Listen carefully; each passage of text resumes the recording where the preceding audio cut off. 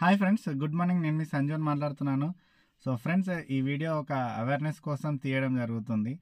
So friends, మేము ఇంతకుముందు corona first wave, second wave వచ్చినప్పుడు జాబ్‌లో ఉన్నామనమాట.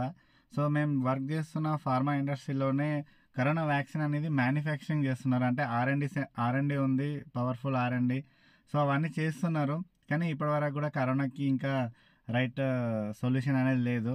కానీ ఇప్పుడు మనకు బాధాకరమైన విషయం ఏంటంటే చైనాలో హెచ్ఎంపివి వైరస్ అనేది చాలా బీభత్సంగా చైనాలో ఆల్రెడీ కేసులు చాలా నమోదైనాయి.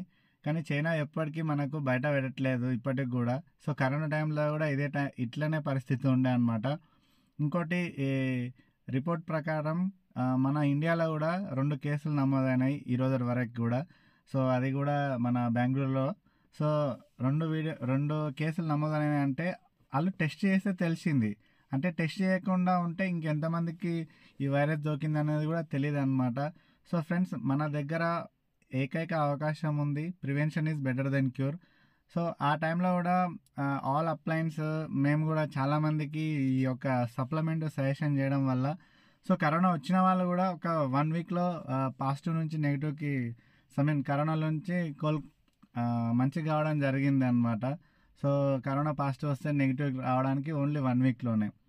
సో ఇవి ఎట్లా పనిచేస్తున్నాయి మనకంటే, సో ఫ్రెండ్స్, ఏ వైరస్ అన్నా కావచ్చు, ఏదైనా కావచ్చు, మన లోపల ఇమ్యూనిటీ సిస్టమ్ అనేది స్ట్రాంగ్గా ఉందనుకోండి, ఖచ్చితంగా ఎట్లాంటి వైరస్ దాడి చేసినా మనకు ఆ ఇమ్యూనిటీ సిస్టమ్ స్ట్రాంగ్గా ఉంటే ఖచ్చితంగా పోరాడే క్యాపబిలిటీ ఉంటుంది కాబట్టి ఆ వైరస్ని కిల్ చేస్తుంది అనమాట.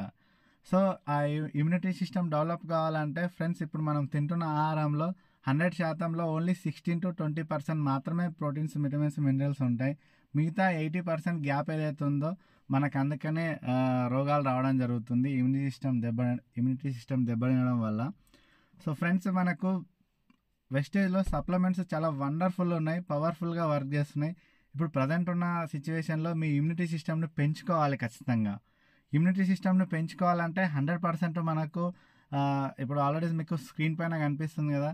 సో స్పిరులినా కావచ్చు, కర్కుమిన్ ప్లస్ కావచ్చు, రెస్పోకేర్, నోని, కాంబయోటిక్స్, తులసి డ్రాప్స్, జిటాటి, ఇంకా ఇమ్యూనిటీ పెంచుకోవడానికి ఆమ్లా, సిఎండి, ఇవన్నీ చాలా మనకు ఆల్రెడీ ప్రొడక్ట్స్ చాలా ఉన్నాయన్నమాట. సో 100% మీరు ఈ యొక్క మంత్లో ఖచ్చితంగా దీన్ని పర్చేజ్ చేయండి. మీ ఇంట్లో 100% వాడండి.